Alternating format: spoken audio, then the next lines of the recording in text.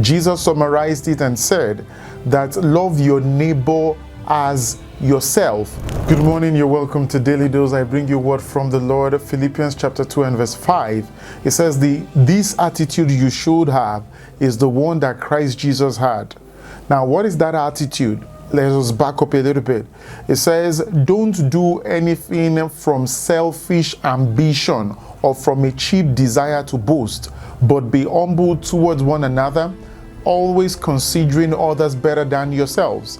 It says, and look out for one another's interests, not just for your own.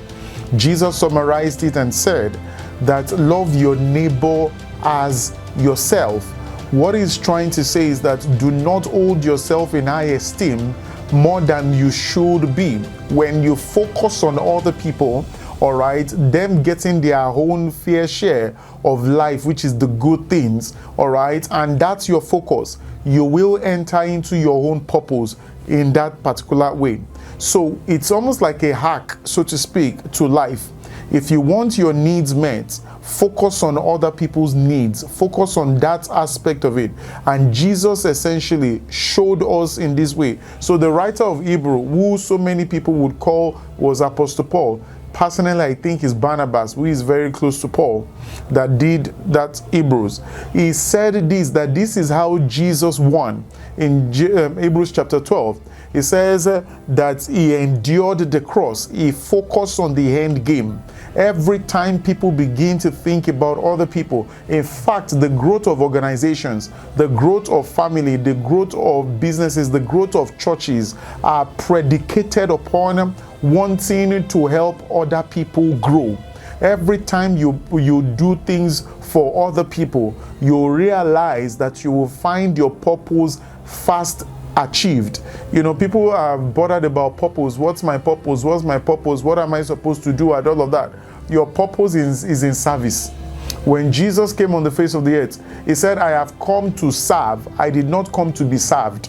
In fact, he gave us the hack to leadership, that anybody who wants to be the first must be the last, which means you must be a servant leader.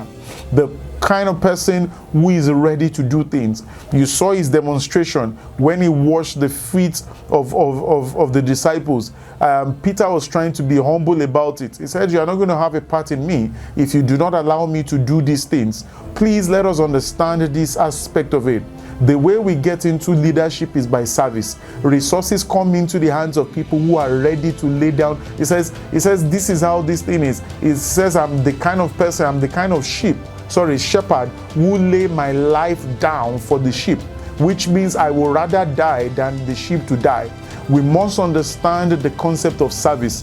We are in an era and a time where we must be serving one another.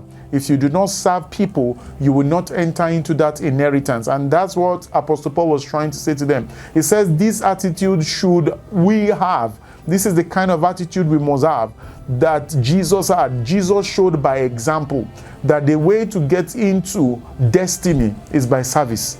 Anyone, and it's not just sweeping church or being in choir and all of that. Are you really in your heart, or you are just showing your talent that you can sing, or you are just showing that you can do certain things, or you are just showing, it's not being show, it's not showmanship. It is the fact that I am serving people.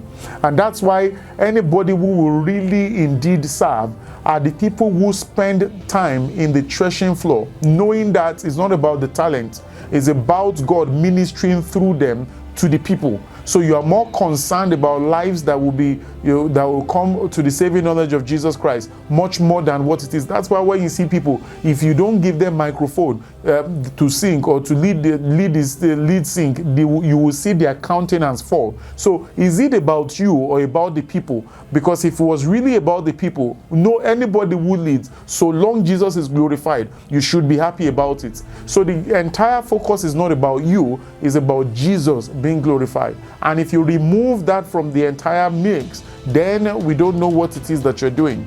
So it says, let this attitude, let it be in you, that we are seeing that Jesus is being glorified. So in whatever it is that you do today, ask yourself, what is powering my zeal? What is enabling me to want to do this thing? Is Jesus at the center? If Jesus is not at the center, then you're doing showmanship and there is no reward for that. I hope that has helped you this morning. Until tomorrow, when I bring you another word from the Lord, keep liking, keep sharing, and subscribe if you haven't. God bless you.